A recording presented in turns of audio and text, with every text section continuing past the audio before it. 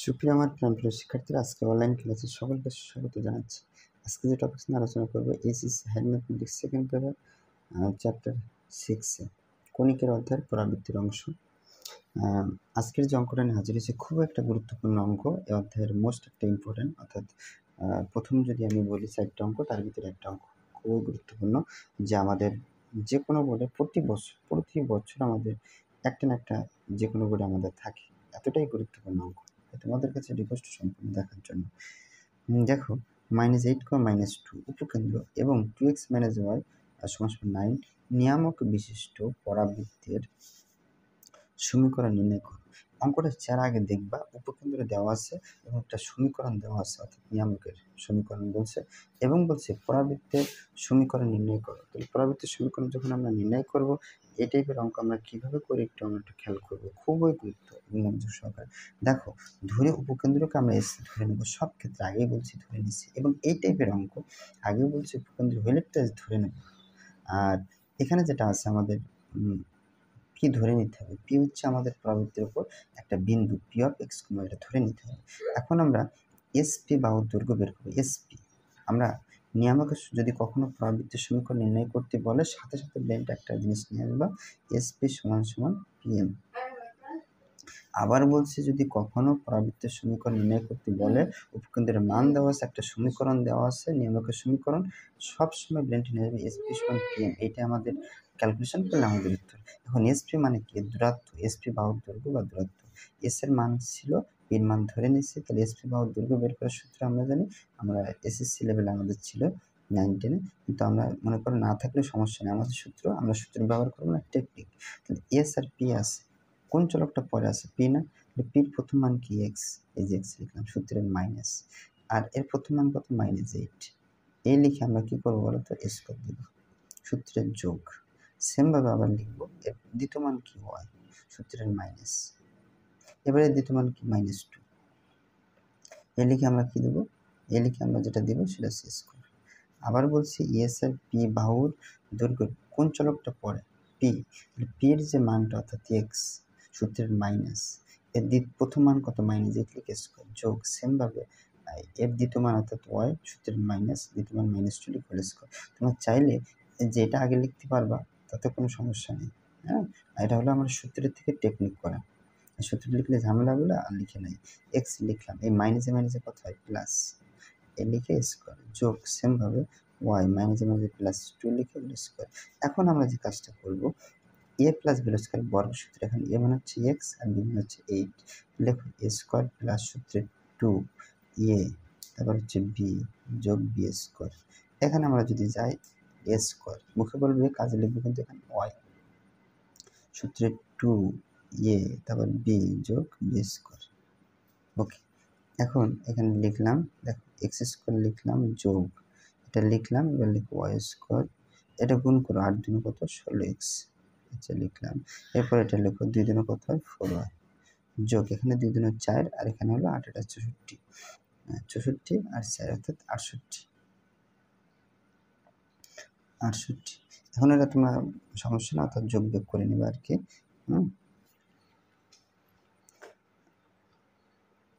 আচ্ছা, এইটুকু এসপির মান কিন্তু আমরা পেয়ে গেলাম। এখন পিএম এর আমরা মান বের করতে হবে। পিএম এর মান যখন আমরা বের করবো, আমরা একবারে সূত্র দিয়ে বের করবো। তাহলে আমরা সূত্রে লিখি, এখন দিয়ে লিখি সূত্র আমরা কি জানি, অর্থাৎ পরাবৃত্তের যে সমীকরণ সূত্র আমরা জানি, এসপি = পিএম। এখন এসপির যে মানটা আমরা পেয়েছি, সেই মানটা এখানে বসাবো, রুট দিলাম। এসপির মান কত? এক্স স্কোয়ার যোগ ওয়াই স্কোয়ার যোগ 16x যোগ 4y যোগ কত? 68। এসপির মান বসালাম, সমান চিহ্ন। পিএম এর মান যখন আমরা বসাবো, এখানে যে সমীকরণটা না, এটা আমরা লিখবো, কিন্তু কিভাবে? 2x - y, বন্ধুরা +9 এই পাশে নিয়ে আসবে, তাহলে -9। আবার বলছি, এটা বের করার নিয়ম কি? এই সমীকরণের যে মানগুলো সবগুলো বামে নিয়ে আসবো, 2x - y লিখলাম, +9 এর পাশে গেলে -9 = 0, কিন্তু 0 আর লিখবো না। হ্যাঁ, এখন এক্স এর সব কত? 2, একটু স্কোয়ার দেবো, সূত্রের যোগ। ওয়াই এর সব কত বলো তো? এখানে -1, তাহলে -1 লিখে হোল স্কোয়ার। বন্ধুরা, এটা হলো সূত্র, কিন্তু আমি সূত্রের কথা বলছি না, টেকনিকে যাচ্ছি। তাহলে এসপি মান বের করে আমরা শিখলাম, সমান চিহ্ন দিলাম, পিএম এর পিএম এর মান বের করার নিয়ম হচ্ছে দেখালাম, আর এই যে রুট দিয়ে এটা আমরা লিখবো এক্স এর সহগ 2 স্কয়ার যোগ ওয়াই এর সহগ কত -1 এমএথ স্কয়ার বের করার নিয়ম আমাদের এটা। এখন আমাদের এখানে যেটা আছে আমরা সেটা লিখব। লেখো যে মানটা আছে সিম্বলে যেটা আছে লিখো এক্স স্কয়ার যোগ ওয়াই স্কয়ার যোগ 16x 4y যোগ 68 লিখলাম। এখন এটা 2x মাইনাস y মাইনাস 9। এখন এটা আমরা ক্যালকুলেশন করব। চাইলে তোমরা ক্যালকুলেটর ডিভাইস দিয়ে করতে পারো। কিরকম দেখো 2 2 4 আর 1 স্কয়ার মানে হচ্ছে 1, 4 এর কত হয় 5 5। বন্ধুরা একবার আমরা একটা লাইনে আমি শর্টকাট করে ফেলবো, উভয় পক্ষ বার করতে পারবো আমরা চাইলে। আর যদি বলো স্যার না একটা লাইন বেশি করতে তো করতে পারবো। এখন আমরা যে কাজটা করি কোণাকুণি গুণ করি। এর উপরে যেমন সংখ্যা আছে চলকযুক্ত সংখ্যা নিচে নেই, তাহলে কোণাকুণি নিয়ে আসছি। এর কিন্তু উপরে আছে নিচে আছে, এখন কোণাকুণি নিয়ে আসবো। এখন তোমরা চাইলে এই কোণাটা গুণ করবা। বার লিখলাম, লিখবা √5, লিখলাম √5 এর সাথে যেটা আমাদের গুণ হবে সেটা হচ্ছে আমাদের এটা। দেখো এক্স স্কোয়ার যোগ ওয়াই স্কোয়ার যোগ 16x যোগ 68, এটা এই কোণের সাথে এটা গুণ করলাম সমান সমান এই মানটা লেখো 2x মাইনাস ওয়াই মাইনাস 9। এখন আমরা আমাদের উদ্দেশ্য হচ্ছে রুটটাকে ভ্যানিশ করা। রুটটাকে যখন ভ্যানিশ করবো আমি একবারেই করে দেবো, এখানে স্কোয়ার করবো আর এখানে স্কোয়ার। এখন স্কোয়ারটা যদি করি এর ভাগ পাবো, রুটার স্কোয়ার কেটে গেলে এখানে 5, আবার রুটার স্কোয়ার এটাও বাদ যাবে, বাদ গেলে এখানে কি রুটটা বাদ যায়, তখন এই মানটা এক্স স্কোয়ার যোগ ওয়াই স্কোয়ার যোগ 16x যোগ 4y মানে যা আছে তাই, শুধুমাত্র আমাদের এই রুটার স্কোয়ার বাদ গেল সমান সমান। বন্ধুরা এটা যদি আমরা সূত্র ধরি এ বি সি, তাহলে আমাদের সূত্রটা এরকম হয়, আমাদের সূত্র এরকম হবে A plus B plus C whole স্কোয়ারের সূত্র কি জানি, এ স্কোয়ার যোগ বি স্কোয়ার যোগ সি স্কোয়ার যোগ 2ab যোগ 2bc যোগ 2c, ছোটবেলার ওই 9 10 সূত্র। এখন এ মানে কত, এ মানে হলো এখন 2x, মুখে বলবো কাজে লিখবো 2x, তাহলে এ স্কোয়ার লিখলাম এই যে সূত্রে স্কোয়ার, যোগ বি মানে কত, বি মানে মাইনাস হয়, তাহলে বি স্কোয়ার লিখলাম, যোগ সি স্কোয়ার, সি মানে কি -9, তাহলে সি স্কোয়ার যোগ 2 এ আর বি, বি মানে হচ্ছে -2a যোগ 2bc, বি আর সি, এরপরে কি যোগ 2c আর এ মানে হচ্ছে 2x। এটা আমরা একটা ক্যালকুলেশন করি, 5 দিয়ে গুণ করার সবাইকে, 5 দিয়ে গুণ করলে কত 5x স্কোয়ার যোগ 5 দিয়ে গুণ করলে কত 5y স্কোয়ার, 5 দিয়ে গুণ করলে কত 5 × 80x, 5 দিয়ে গুণ করো 4 × 5 = 20 হয়।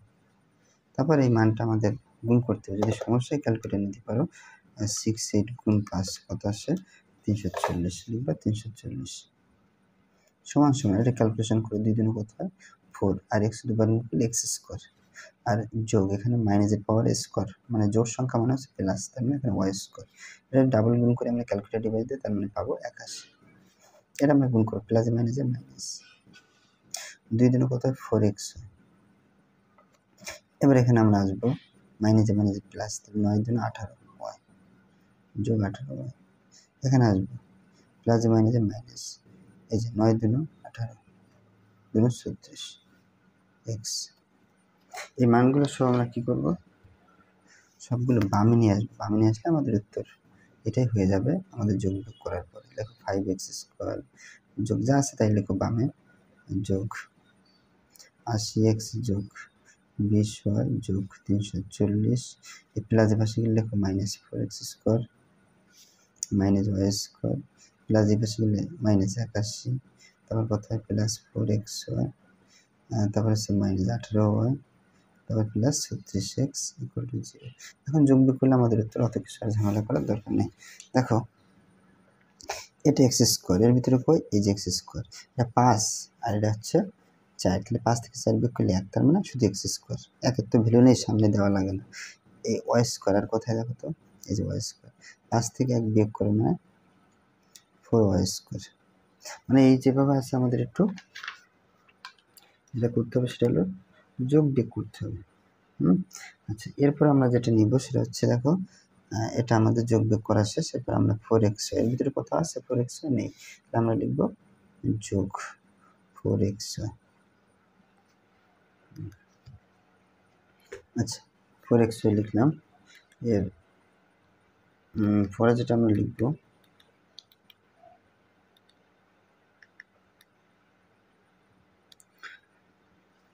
এবার যোগ বিয়োগ করো এক্স, আর এখানে কই এই যে এক্স, 36x আর 80, তাহলে 80 থেকে 100, তার মানে যোগ 116x।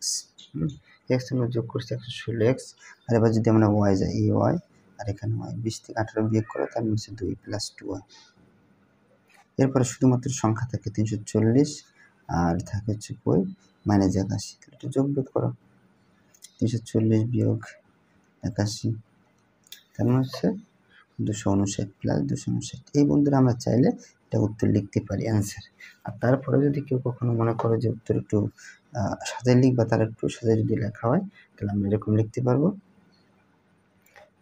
এখান থেকে এটুকু আমরা সূত্র লিখতে পারবো কি, এক্স প্লাস 2y এই যে হোল স্কোয়ার সূত্র লিখতে পারবো, আর বাদ বাকি মানগুলো বসে যাবে। 116x যোগ 2y যোগ 259 ইকুয়াল টু 0। দেখো এটা যদি আমরা সূত্রে করি, এ প্লাস হোল স্কোয়ার বর্গ সূত্রে করি, এটা আমাদের মিলে যায়। দেখো এ স্কোয়ার প্লাস সূত্রের, দেখো এ স্কোয়ার প্লাস সূত্রের 2a, এটা হলো b যোগ b স্কোয়ার। দেখো এটা মিলে যাচ্ছে। দেখো 2 দুগুণে 4, 2 দুগুণে 4x হয়, এটা মিলে গেছে। 2 দুগুণে 4y স্কোয়ার, এইটুকু মানে এটা উৎপত্তি। হ্যাঁ, এটা থেকে উৎপত্তি যোগ এই মানটা বসে গেল 116x 2y, এটা মানটা সম্পূর্ণ বসে গেল। এখন চাইলে তোমরা উপরটাও লিখতে পারো, গ্রহণযোগ্যভাবে না এমনটা না, আর নিচটা লিখলে সব থেকে বেস্ট অর্থাৎ ভালো হয়, কারণ এটা আমরা বুঝি যে আমাদের একটা পরাবৃত্তের সমীকরণ। লিখবা এটা অ্যান্সার, কিংবা নির্ণয় সমীকরণ, নির্ণয় সমীকরণ।